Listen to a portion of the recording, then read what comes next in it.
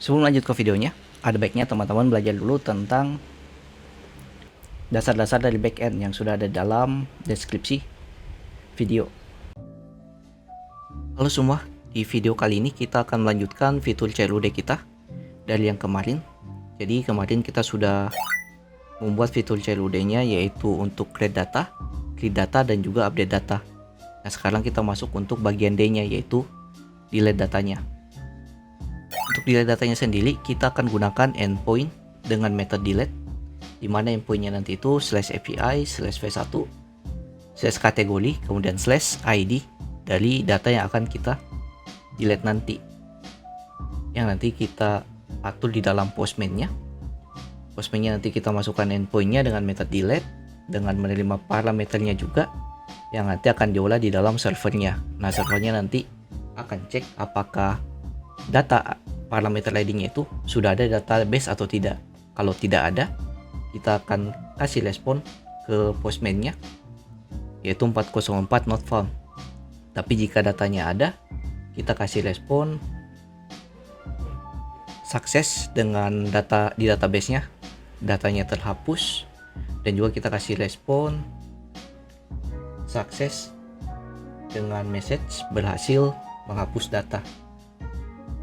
Oke, tanpa berlama-lama lagi kita langsung masuk saja ke dalam codingan kita yang kita buat kemarin. Sekarang kita sudah masuk ke dalam codingan kita yang sudah kita buat kemarin. Jadi untuk step-step dari delete datanya sendiri, kita akan buat dulu endpoint-nya di dalam roots-nya, yaitu folder roots file categories.js. Nah selanjutnya nanti di dalam roots-nya itu kita arahkan ke dalam controllernya, dimana nanti controllernya kita buat fungsinya jika ID-nya ditemukan, maka kita berhasil melakukan, kita kasih respon dengan berhasil melakukan delete datanya. Tapi jika ID-nya tidak ditemukan, kita tampilkan respon yaitu 404, yaitu ID-nya tidak ditemukan.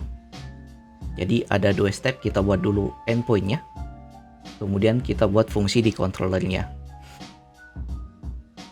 Nah sebelum kita masuk ke dalam endpoint-nya, kita buat endpoint-nya, kita jalankan dulu Apache dan MySQL di exam-nya, dan juga kita jalankan servernya di terminalnya npm /dev.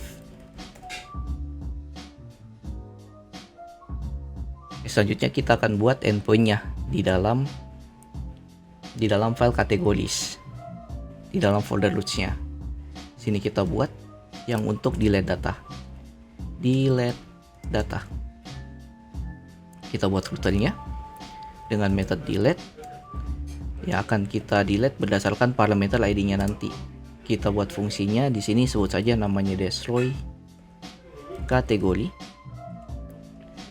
Nah, dimana di sini destroy kategorinya kita daftarkan di importnya yang nanti kita buat di dalam controllernya.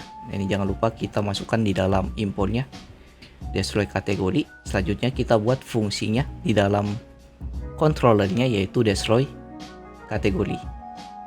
Masuk ke dalam controllernya. Nah sini kita masukkan saja di paling bawah.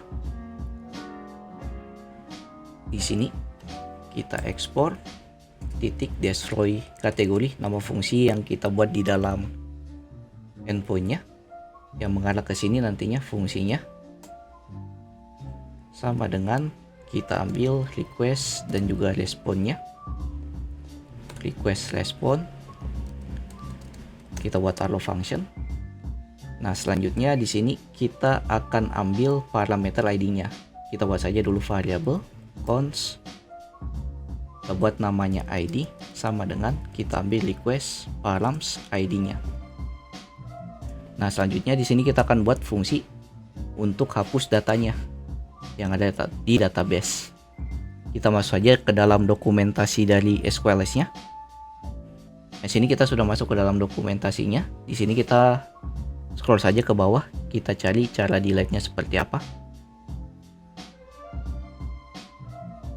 Nah, ini sudah ada simple delete queries. Nah, dimana untuk delete-nya ini diambil dulu modelnya apa, kemudian dia jalankan fungsi destroy, kemudian kondisinya seperti apa. Kita copy saja kita masuk ke dalam codingannya, kita paste ke sini. Nah, kemudian di sini await, karena di sini ada await, kita kasih di sini async untuk mengatasi yang namanya sinkronusnya. Nah, selanjutnya di sini await, panggil modelnya. Model yang kita panggil namanya kategori. Di sini kita ganti juga namanya kategori destroy. Kemudian kondisinya where id sama dengan kita panggil variable id-nya yang menampung parameter id-nya. Seperti ini. Nah, di sini karena key dan juga value-nya sama, kita buat saja seperti ini, kita ringkas.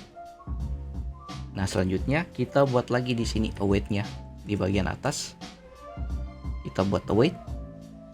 Nah, await-nya ke yang di sini itu untuk mencari apakah ID-nya itu ada di database atau tidak. Kita buat kategori titik find by pk berdasarkan parameter ID-nya. Kita tampung ke dalam sebuah variabel. Kita sebut saja nama variabelnya namanya ID kategori.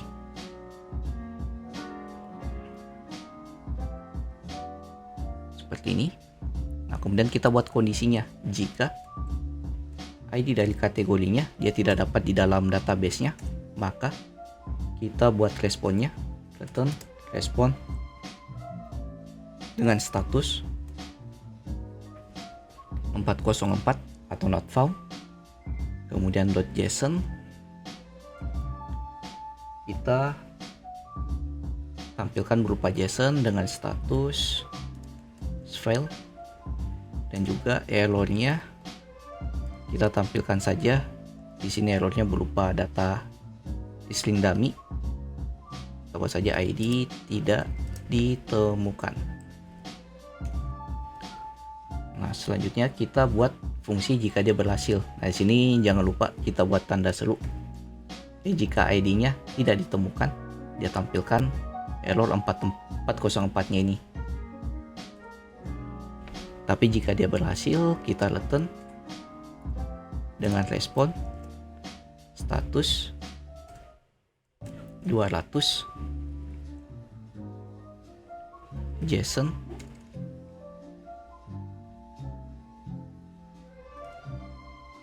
kita tampilkan di statusnya message-nya sukses dengan message-nya. Di sini kita masukkan saja message-nya berupa dummy. Kita buat saja data berhasil dihapus. Atau sini kita buat backtick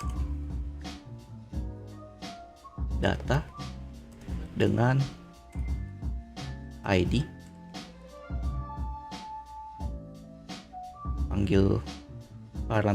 panggil variable ID-nya berhasil dihapus. Nah, await-nya ini kita cut bawa ke atas. Jadi codingan fullnya seperti ini. Jadi kita tampung dulu untuk request paramnya di dalam variable ID. Nah, kemudian yang kedua kita ambil atau kita cari datanya di dalam model kategorinya berdasarkan primary-nya, yaitu ID yang ada di parameternya, apakah ada di database atau tidak. Nah, kalau tidak ada yang dia dapat database ID-nya, dia tampilkan return-nya ini, yaitu file ID tidak ditemukan dengan status 404. Nah, tapi kalau dia berhasil, dia masuk ke await yang kedua, hapus datanya berdasarkan ID-nya, kemudian tampilkan responnya, yaitu respon dengan status 200 dengan status sukses, kemudian message-nya data dengan ID tersebut berhasil dihapus.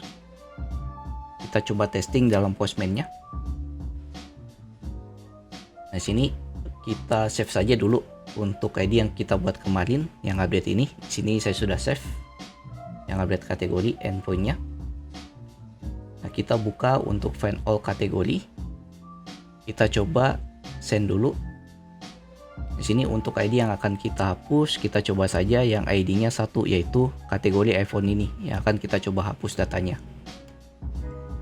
Kita buka buat satu endpoint dengan method delete dengan endpoint localhost 3000/v1 localhost 3000/API/v1/categories. Kemudian ID yang kita ingin hapus yaitu ID 1. Sini kita masukkan 1. Selanjutnya kita coba send. Dia berhasil atau tidak. Nah, di sini dia sukses berhasil menghapus datanya yang ID-nya 1.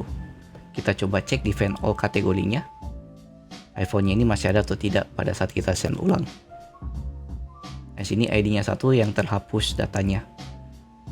Nah, kemudian kita coba yang jika ID-nya tidak terdaftar di database-nya. Di sini kan cuma ada ID 2, 3, 4, dan juga 7. Kita coba hapus yang ID-nya 8 contohnya yang tidak ada di dalam database-nya ini. Kita masuk endpoint delete tadi. Kita coba masuk ID-nya 8. Kita send. Nah, dia akan muncul error dengan 404 not found, dengan status file, dengan error ID tidak ditemukan. Nah, ini kita save dulu endpoint-nya. Masuk ke shop, bagian kategori.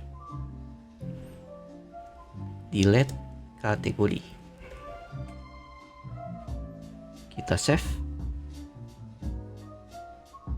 Mungkin sekian sedikit penjelasan tentang metode CLUD, yaitu delete datanya.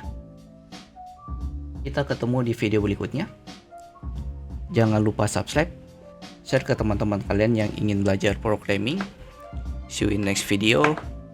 Have a nice day. Bye.